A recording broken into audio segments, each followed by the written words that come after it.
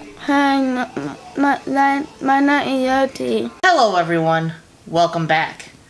Today I want to discuss another symptom to digeorge syndrome, and actually the reason why my son got diagnosed. So we'll also talk about his diagnosis story. 75% of children with digeorge syndrome have heart defects, whether that be a heart murmur, aortic arch, or TF.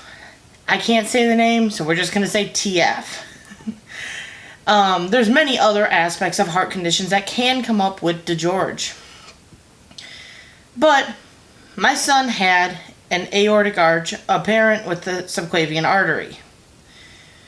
That's the full thing of what he had, which is also known as a vascular ring. We didn't find that out till he was 3 years old.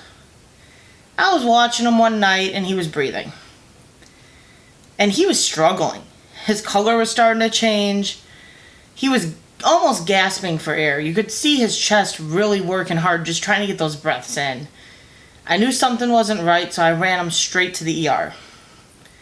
Went to the first ER, and they said he has croup. I didn't believe them. I really, truly didn't think it was croup. I dealt with croup before, and I'd never seen it get this bad. And he was getting a little old to be getting croup, in all honesty. But they put him on some breathing treatments, gave him some oxygen, kept him overnight. His O2 stats were at like 85% when we got in there. Got him back up to 98. They said, hey, he's good, he can go home. I realized very quickly I was right. He wasn't okay. He, within probably an hour of being home, was struggling again. His chest was rising and falling rapidly. His color was changing. He was definitely struggling again. So I went to a different ER. I went to a different ER. And they took me a little more seriously this time. And they did a chest x-ray looking to see if his lungs were clear. Well, they discovered something when they did this chest x-ray that was a little out of the ordinary. His trachea didn't look right. It looked compromised. So they ordered a CT scan. At the same time, they were also doing a swab for RSV, which came back positive. He had RSV. It wasn't croup all along. He had RSV. So they put him on medication. They put him on IVs, they put him on breathing treatments, oxygen, all of that, and admitted him to the hospital. His O2 stats, again, were at about 85%, and they should have been around 95 to 98%. So they were way low compared to what they should have been. Well, they did the CT scan and came back and said, yeah, he's got an aortic arch. That's probably going to need surgery. It is crushing his trachea, which is why his trachea looks off. And mixed in with the RSV and this trachea that's now compromised, that's why his breathing is so bad.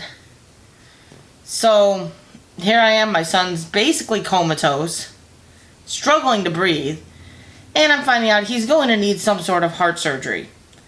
I don't know what surgery this is because I don't even know what this is. So I did some research. It looks like it's a minor surgery, but still it's a surgery, and it's a surgery on the heart. But I tried to just push that out of my mind while we dealt with this current sickness we were dealing with. I truthfully wasn't sure if he was going to make it. He was that out of it. He pulled through. He was in the hospital for 10 days. And we got to go home, and 6 weeks after that incident, we had to go to the heart specialist for surgery. We had to wait 6 weeks because you have to wait 6 weeks after RSV to do major surgeries like that. It has to be fully out of the system.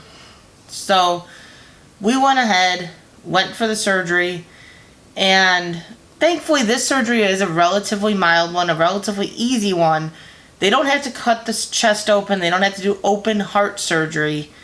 But they go through in between the two ribs, under the armpit basically. They cut a little slit, they go in and they cut a ligament that is present when they're as a fetus. It isn't really a necessary ligament. They don't need this ligament. So it cuts that and it releases the aorta. So it causes it to be free flowing instead of in the arch like it normally would be. But it does release the tension because the aortic arches go in the wrong location basically, and it either causes pressure on the esophagus, which can cause eating aviations, or pressure on the trachea, which can cause stridor and breathing difficulties. Stridor is a type of breathing where they're gasping for air, they're breathing irregularly. It can also cause them to turn different colors like blue and purple because they're not getting enough oxygen when they're breathing. So those are kind of symptoms of aortic arch.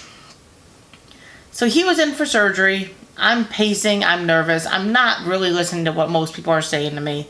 The doctor did come out and say, hey, I'm going to test for digeorge syndrome, because this aortic arch is not a very common heart condition, but it's common with digeorge. So he knew this, I didn't know this. I didn't remember him even saying this to me because it was not on my mind. It was the furthest from my mind. I just wanted to know my son made it through surgery. He's in surgery right now, that's all I'm thinking of. So, you can imagine, I was a bit shocked and freaked out when he called me about 2 weeks later and said, we got the results in for that test. What test? What test are you talking about? There was no other test. Well, I told you I drew some blood. I did a fish checking for digeorge syndrome. And the results came back. Well, what's digeorge syndrome? He has digeorge syndrome. Well, yeah, that's a little bit petrifying because he didn't give me any information. He just said, you'll have to go talk to this geneticist, which didn't have an appointment for at least 2 months. My doctor, my general doctor, really didn't have any clue what to tell me about digeorge because it was still very new to him. Looking online, I was finding the WebMD stuff with over 200 symptoms, and here I am freaking out. What other stuff does my son have wrong with him now? We're just getting all these diagnoses. Oh my God, what are we going to find out? And there's not really any medical stories of anyone talking about their child having it. So what's their lifespan like? What's their longevity of life? What's their expectancy as far as being an adult? Like, are they ever going to live alone? Like, these are all the questions you have. But for being one of the most common syndromes, so few people know about it. So you have to become a great advocate instantly because your doctor and so many people just have no clue what you're talking about. When you say, my son has digeorge, they go, huh? It's kind of frustrating. When you find out your child has a special needs, it's already an overwhelming amount of emotion that hits you, both fear and happiness. You're petrified for the future, you don't know what to expect, and you're scared for what's going to come for your child. So you instantly fear everything. But you're happy at the same time because for me, I knew for the last 3 years something wasn't right. So I finally got an answer. So it's just a huge relief to finally have a name for what was going on with my child. But at the same time, fear because no one could tell me anything about this syndrome. I'd never heard of it before. Most people have never heard of it before. So you get a mixture of emotions. And you learn how to become an advocate very quickly when you get a diagnosis like this, because you go to doctors and they tell you to do one thing and you don't agree with them, and you have to instantly be willing to stand up for yourself and fight for what you think is right for your child and hope you're making the right decision. But you've got to advocate like crazy because so many people just don't know what they're doing with this stuff. They don't know the syndromes. They don't know every last one of the syndromes. There's so many of them. So an instant force of superpower has to come out of being an advocate, being an amazing advocate, pushing for that second opinion if you think you need it, pushing for that third opinion if you think you need it. Just a lot of new responsibilities come out of the woodworks when you find out your child has special needs. So it's definitely something that is scary at first, mixed in with the form of relief. But that was my story on how we found out our son had digeorge syndrome. It was a fluke. It was unexpected. Our son was extremely sick, and we got, in the long scheme of things, within the next 7 weeks basically, found out our son had a syndrome. He had a disability. He had a name for what was going on. His club foot was finally explained, and so many other things. His lack of growth, his lack of communication, his developmental delays, everything was explained in this little nutshell of a deletion on a chromosome. It's a relief to have an answer, but it's so petrifying. But never be afraid to push to get those answers. If you think you have something that you don't know, you want to have an answer, don't back down. Keep pushing. Don't give in. Because only you can be your child's advocate. Only you can be the one that gets what they need. No one else is going to push for you. So you have to do it. I hope you have an amazing day. Let's hear your diagnosis story in the comments.